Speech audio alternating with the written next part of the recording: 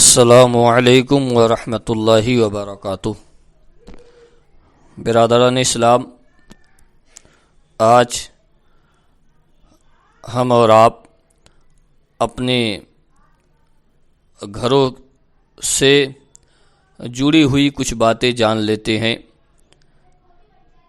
کہ سنت طریقہ اسلام میں کیا ہے کہ جس سے ہم اور آپ بیٹھ کر کھانا کھائیں۔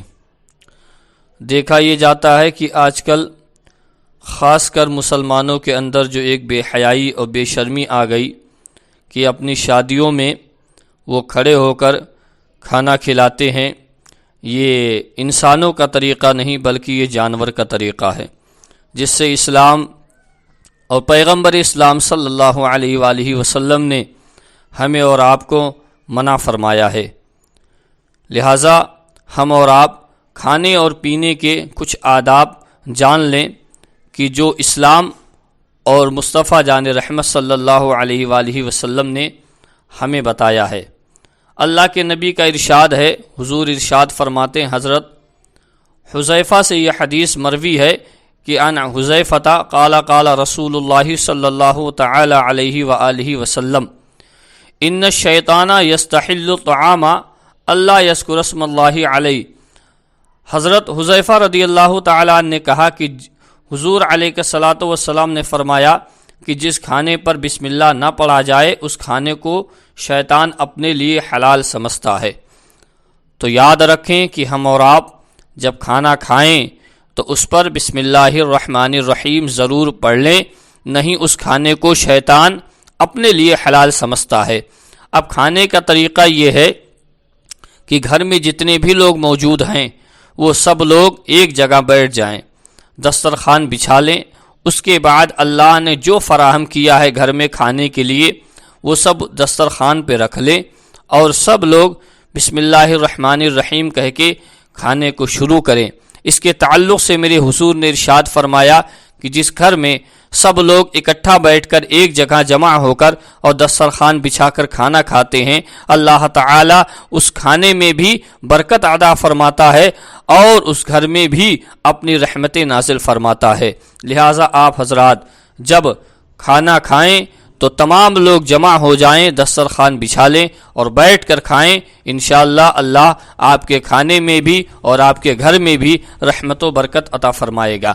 اب کھانا ہم داہنے ہاتھ سے ہمیشہ کھائیں، بائیں ہاتھ سے کھانے کو میرے آقا نے، مدینے والے نے منع فرمایا ہے، اسلام نے منع کیا ہے۔ اللہ کے نبی سرور کائنات علیہ الصلوۃ والسلام کی حدیث مقدسہ ہے عن ابن عمر قال قال رسول اللہ صلی اللہ تعالی علیہ وآلہ وسلم اذا اکل احدکم فلا یأکل بیدینتی واذا شربوا فلیشربوا بیمینہ۔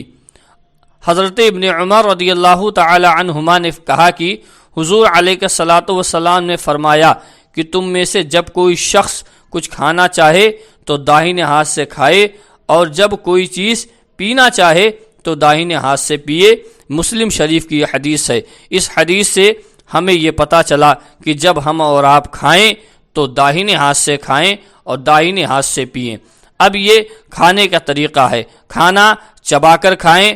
میرے حضور کی سنت ہے کہ کھانے کو چبایا جائے اور اس میں حکمت یہ ہے تاکہ وہ کھانا ہضم ہو جائے، کیونکہ جتنا چبا کر کھائیں گے اتنا ہی کھانا وہ ہضم ہوگا۔ تو لہٰذا ایک جگہ گھر کے لوگ جمع ہو کر بیٹھ کر کھانا کھائیں، اس کے بعد داہنے ہاتھ سے کھانا کھائیں۔ کھانے سے پہلے ہاتھ کو صاف دھو لیں، بسم اللہ الرحمن الرحیم پڑھ لیں اور اپنے سروں پر، یعنی اگر مرد ہیں تو ٹوپی رکھ لیں، ٹوپی لگا لیں یا کوئی رومال سے سر کو ڈھک لیں، عورتیں ہیں تو دوپٹہ اوڑھ کر بیٹھیں اور اس کے بعد آپ حضرات کھانے کو کھائیں۔ بعد جب کھانا کھانے کے بعد آپ حضرات جو ہے وہ دعا پڑھیں، کیونکہ اللہ تعالیٰ نے فرمایا، اللہ کے نبی نے ارشاد فرمایا کہ جب تم کھا لو تو رب کا اپنے شکر ادا کیا کرو تاکہ اللہ تمہارے رزق میں اور برکت عطا فرمائے۔ تو جب کھانے سے فارغ ہو جائیں تو آپ حضرات کھانے کے بعد کی جو دعا ہے اس کو ضرور آپ پڑھ لیں، اس لیے کہ ہمیں اور آپ کو یہ تعلیم پیغمبر اسلام نے دی ہے۔ اب پینے کا طریقہ، پانی کیسے پیا جائے؟ پانی جیسے کہ حدیث پاک میں آپ لوگوں نے سنا کہ داہنے ہاتھ سے پانی کو پینا ہے، اور پانی کو 3 سانس میں پینا سنت ہے۔ میرے حضور صلی اللہ علیہ وسلم کی سنت ہے کہ کسی گلاس یا کٹورے یا کسی اور چیز سے اگر آپ پانی پی رہے ہیں تو 3 سانس میں پانی کو پینا یہ سنت ہے، میرے حضور نے یہ ہمیں تعلیم دی ہے۔ اور پانی بھی جو ہے وہ بیٹھ کر ہی پیا جائے، کھڑے ہو کر پانی پینا یہ ناجائز ہے، بلکہ یہاں تک میرے حضور نے فرمایا کہ جو شخص کھڑے ہو کر پانی پیتا ہے اس کا جو ہے وہ معدہ خراب ہونے کا اندیشہ ہے اور اس کے مثانے کمزور ہوتے ہیں۔ اس لیے آپ حضرات کبھی بھی کہیں بھی رہیں تو جب بھی پانی پیے تو پانی بیٹھ کر پیے، کیونکہ میرے حضور نے فرمایا کہ انسانوں کا جو طریقہ ہے وہ کھانے اور پینے کا وہ بیٹھ کر ہے، جانور کا طریقہ ہے کھڑے کھڑے کھانا۔ لہٰذا آپ حضرات جب بھی کچھ کھائیں یا پئیں